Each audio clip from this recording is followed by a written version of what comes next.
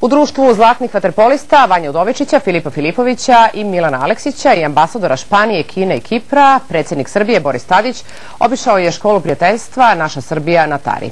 Danas je posljednji dan škole, a od 15. jula nastavu je pohađalo oko 400 dece iz svih krajeva Srbije i Republike Srpske. Prethodne sedmice u danima prijateljstva uz mališane iz naše Srbije bila su i deca različitih nacionalnosti sa teritorije Srbije: mađarske, rusinske, rumunske, bošnjačke, albanske i bugarske. Različita su im imena, jezici, kulture, zajednički talenti, interesovanja i pre svega prijateljstvo. I zato se u školi na Tari dobro razumeju. Dođe se kao prijatelj, upoznajemo se i lepo je kad se družimo, upoznajemo drugovi iz drugih mesta i super. Jednostavno se sporazumevamo, imamo zajedničke teme.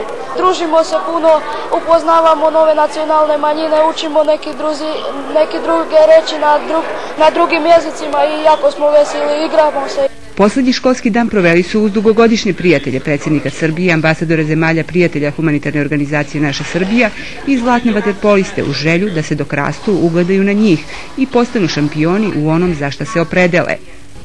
Svako od vas koji nešto učini u životu mnogo je doprinao ne samo sebi, već i ovoj zemlji i čitavom ovom svetu.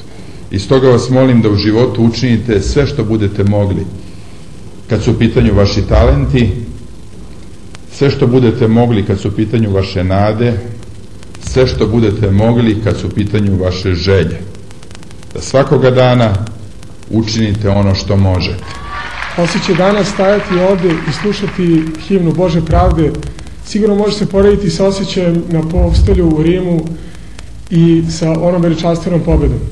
Ovogodišnja zemlja prijatelj je Španija, pa je ambasador Inigo de Palacio Espanja poželeo Srbiji uspeh i u drugim oblastima i najavio podršku sličnim projektima kojima je cilj bolji život mladih.